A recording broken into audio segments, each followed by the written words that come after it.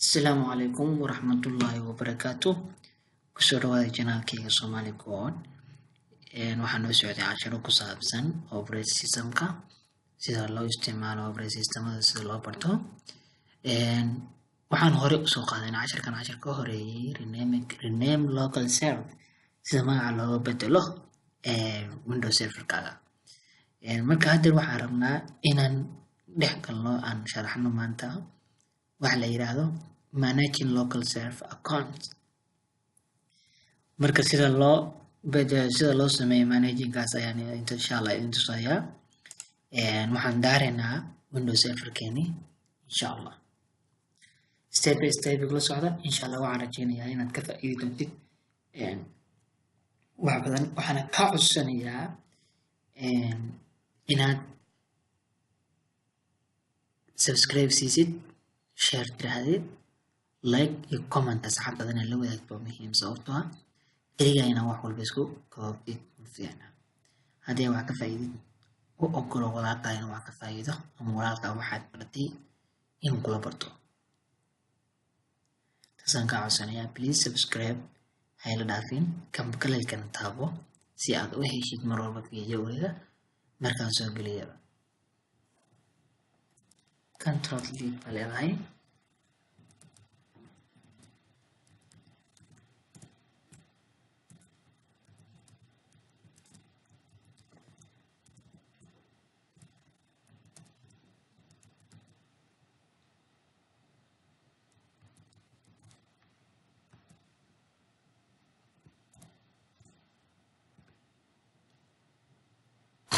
Waan dhex galnay local serverka ayaan hadda galnay insha Allah. Waxaan idin tusayaa maanta sida account serverkaaga Windows serverkaaga sida account managementkaaga u dhex gali lahayd, aad u sameyn lahayd users badan, aad u sameyn lahayd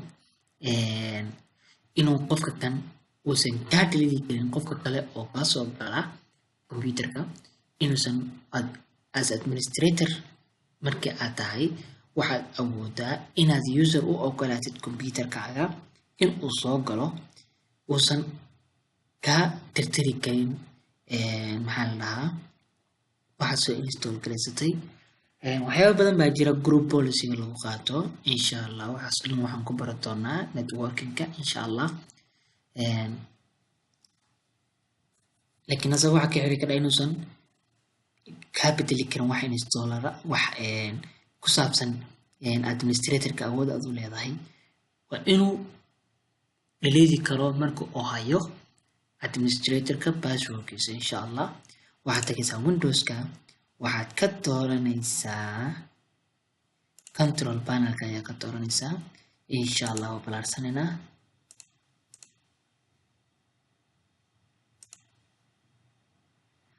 insha Allah. Markay saata tahay baa kusoo baxaysa. In badanna waxaa laga yaabaa computerkaaga inaad ku aragtay control panelkan ama C panelka sida caadiga u taqaanin. Waxaan ka dooranaynaa user accountiga. Markaa ka doorano waxaa kusoo baxaya change account type iyo remove user account.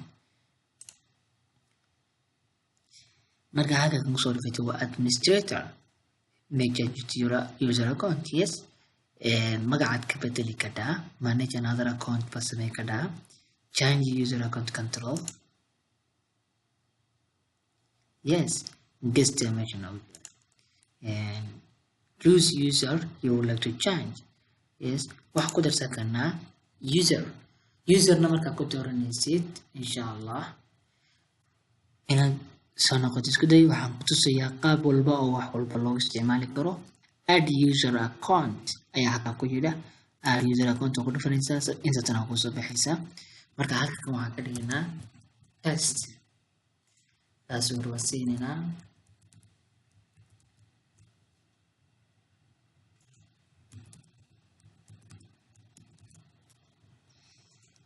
Password hintiga waxaan iskaga qoraynaa hint. Next, finish. Wuxuu noogu soo beerayaa halka kan test waa kaas. Marka test ku jirid waxyaabo badan baad test ku sameyn kadhaa. Change the account name baad bedeli kadhaa, change the password baad bedeli kadhaa, edit account tab, delete account, manage another waxyaabo badan. Laakiin insha Allah waan ka bixi doonaa waxaan fiirinaynaa inaan soo galino kusoo galno inaan kusoo galno testiga switch user.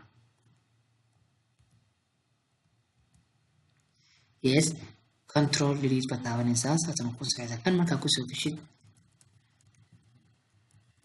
insha Allah click baa leedahay waan kusoo galaysaa waxaa kusoo galaysaa gastiga kusoo galaysaa ama testiga userkii kale aan administratorka aan ahayn. waxaan rabaa inaan control panelkiisa aado uninstall program baa leedahay. No program is uninstalled on computer. Yes.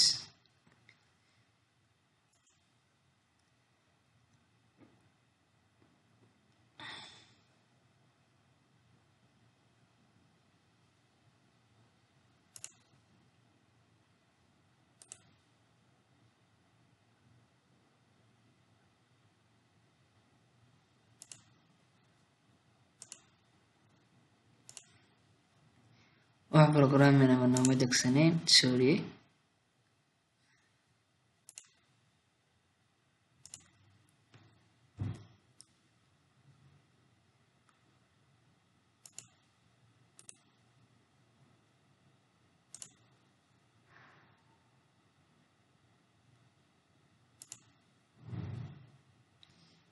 Haddii aan fiirino userska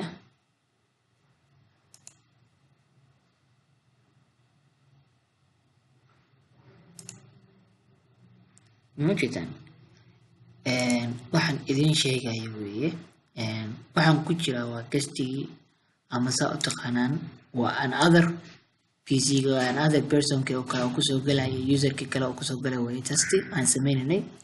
waxaan u baahanahay horta marka hore inaan installka idinka tuso ayaa rabay sababtoo ah inuusan waxbana ka bedeli karin ayaan idin tusi lahaa. laakiin wax install ma jirin meesha tan waxba lama soo degin. laakiin hadda user ma kusoo dari karo userna no manage gareyn karo ama ma delete karo. marka manage marka ku dhufatid wuxuu ku leeyahay administrator kusoo gal.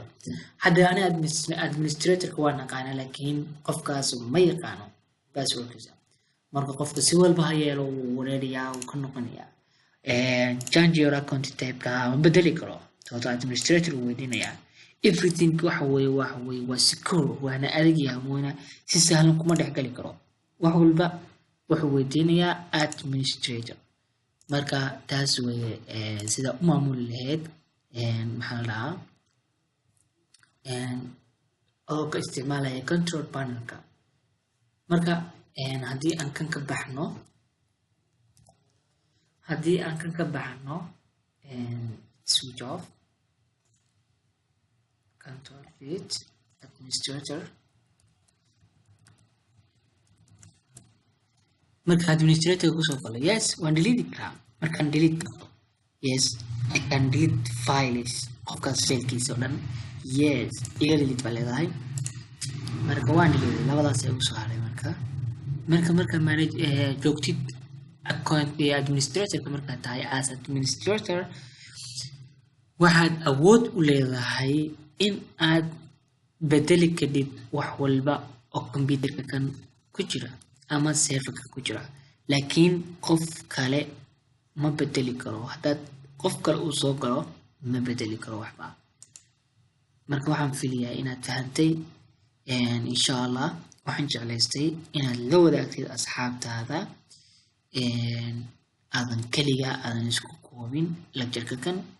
please waxaan kaa codsanayaa oo mar labaad mar saddexaad ba kaa codsanayaa inaad subscribe siisid, inaad like siisid, inaad share tirahdid, commenting wax kuwa adkaada ama waxaad su'aal qabtay inaad commentiga igu soo weydiisid. please share noo kaa codsanayaa.